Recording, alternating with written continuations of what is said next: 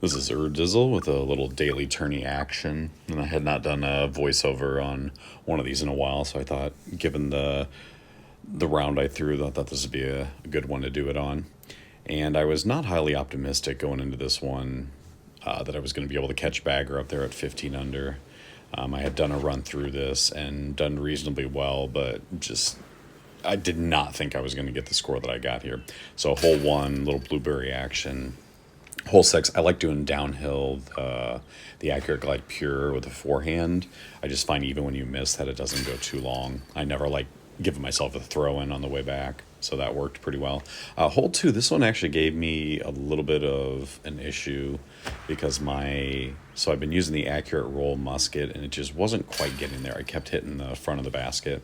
And so I switched to the accurate windbreak musket, and again, it was just a little short on my normal line. So I had to figure out, I'd messed around with about 10 minutes trying to get a higher line that worked on that one.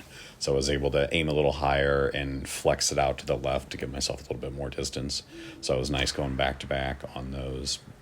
But even with the back-to-back, I knew I still needed a bonus eagle somewhere in here. Hole three, this one's a pretty tough hole in one to get just because of the downhill.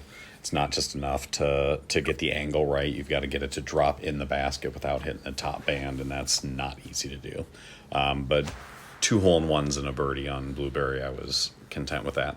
Shifting over to Kaho Backwoods, and I hit that tree right there.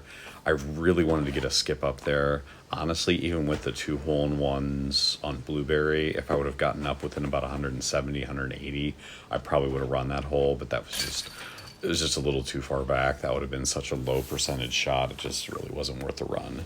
So I just kind of laid up and took my birdie. And then this one, even with a left or right wind of 3, I'd actually messaged Bagger after the round saying that I don't trust the shot over the water because I end up going way too far right.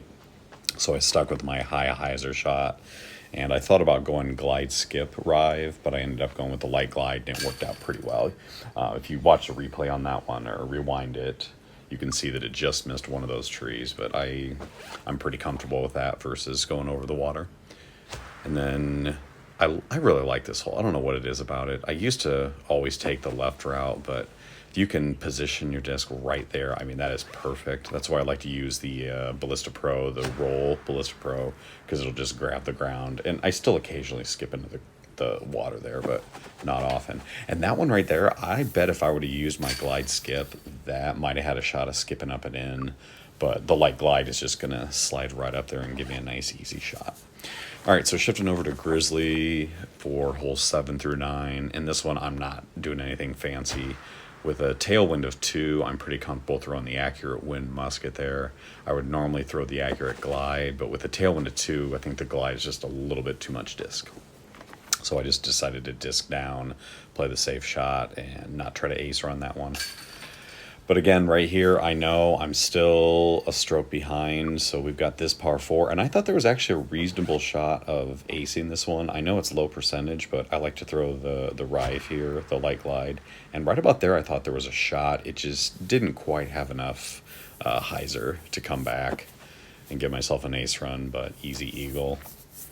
And this was going to be my last hole. I was pretty comfortable. If I birdie this one, I know I could get the 14 under, but if I can somehow ace this one, I can tie up top. And so I decided to go forehand with my accurate glide musket, and you will see what happens. Right there, I just knew. I thought there's a chance it might be a little high, but that just hit dead center. And I decided to do the replays on these so you can see the angle. And yeah, that did it. So that ace right here. So ace hole 1, hole 2, and then bookend it with an ace on hole 9. And there you go. There is a 15 under round of 17. And that, I'm just not seeing the 16 on that. That would be the grind from hell, having to get basically 4 hole-in-ones or a bonus eagle in there. And yeah, so I'm pretty happy with that one. Pretty good round. And again, I like doing the voiceover for this one because it's anytime you get triple ace rounds, it's always nice.